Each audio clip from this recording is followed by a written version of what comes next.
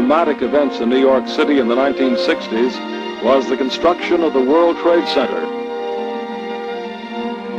Design and construction would take years and the efforts of thousands of people.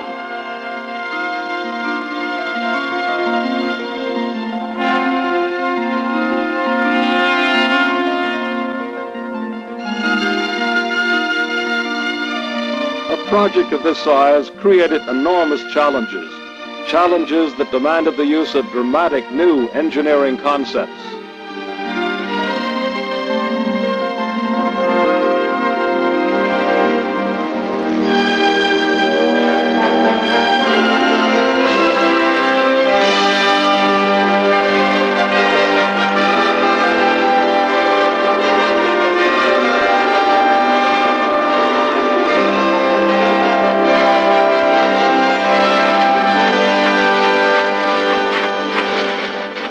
A wide variety of designs was considered.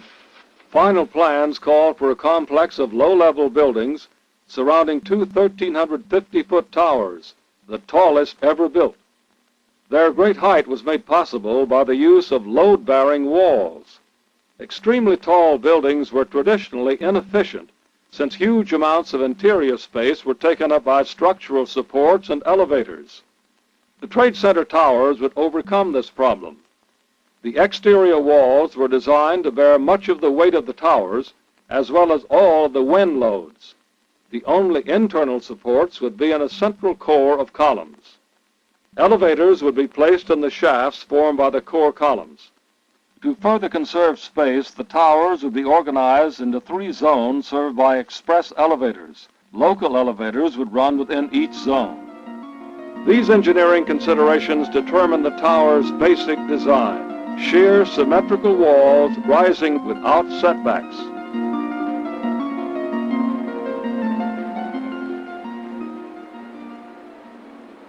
The site selected for the Trade Center was an old section of Manhattan's Lower West Side. The area housed a great number of small businesses, but the predominance of electronic stores caused it to be known as Radio Row.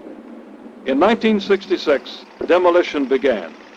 In all, 164 buildings had to be torn down, and generations of power, telephone, gas, steam, and water lines had to be rerouted.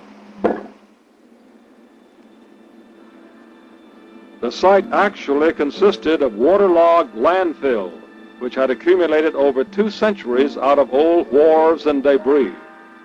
To support the great weight of the towers, foundations would have to be dug down 70 feet to bedrock, but the removal of water from this huge area would have caused a dangerous lowering of the surrounding water level, undermining nearby buildings. The solution was to construct an underground concrete retaining wall to surround the site. This was built with a slurry trench method, used for the first time in this country. A trench was dug down to bedrock, and a thick bentonite slurry was pumped in. The slurry was denser than the surrounding mud and dirt, and thus kept the trench walls from collapsing. As each section was completed, 25-ton cages of metal reinforcement rods were lowered into the slurry-filled trench.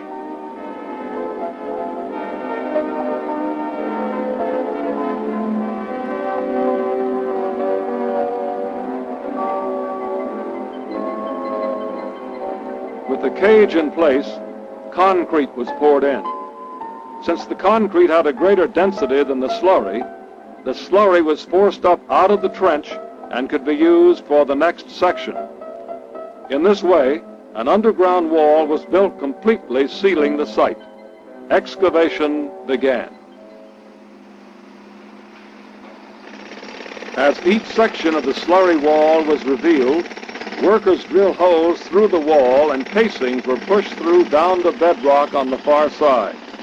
Steel tendons were then inserted through these holes and socketed into bedrock, bracing the wall against external pressure.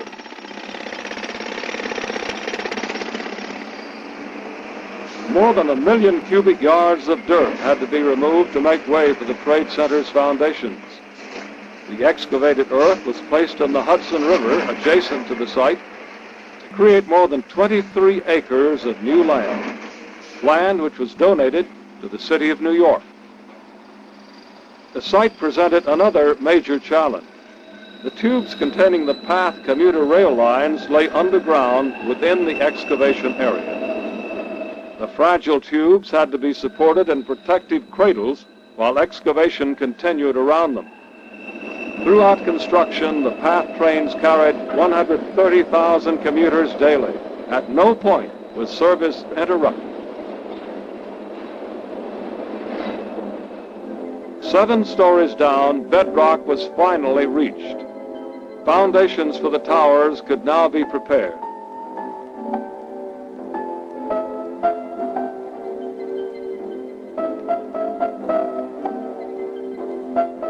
Concrete footings were formed and poured into bedrock.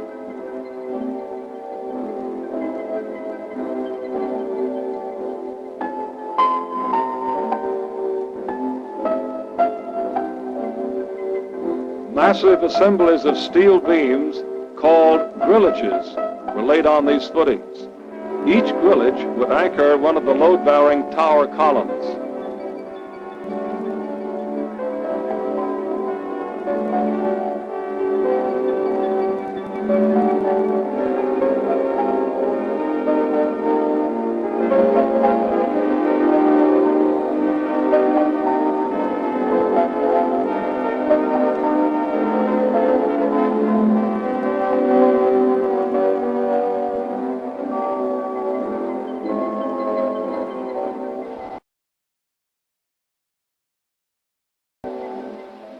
Meanwhile, orders were placed for the 200,000 tons of steel which would be needed for construction.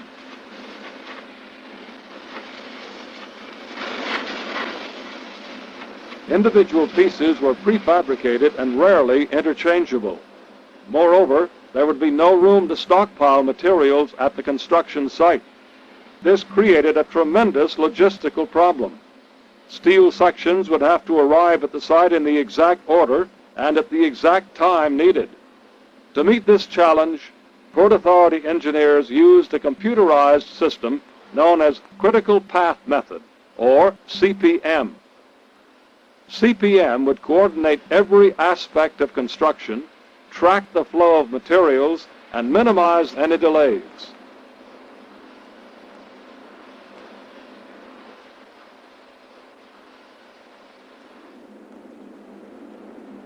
In August 1968, actual steel construction began. Kangaroo cranes, imported from Australia, were used for the first time in the United States. The cranes were assembled on top of the core columns. Each could lift 60 tons at a time. They would be the driving force behind the tower's construction. The cranes have the ability to jack themselves up 36 feet at a jump. As the walls grew to the height of a crane, the crane would hoist itself up, a neighboring crane would swing core columns into place beneath it, and construction would continue.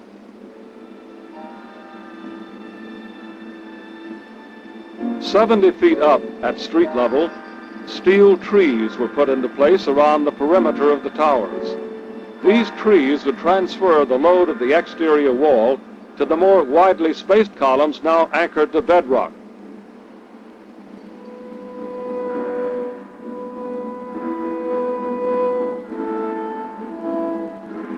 Construction of the towers could now proceed with great speed.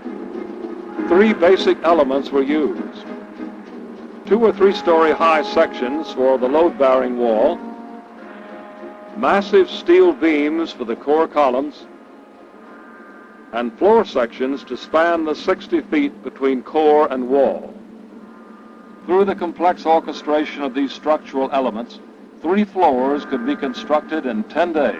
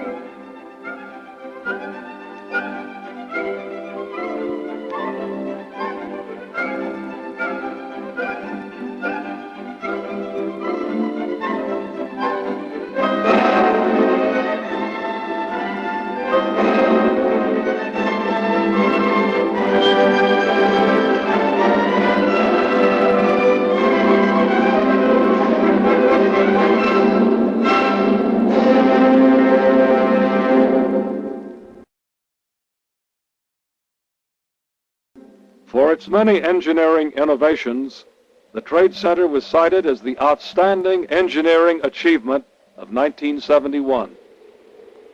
Shortly after the structural completion of the towers, the surrounding low-level buildings were finished.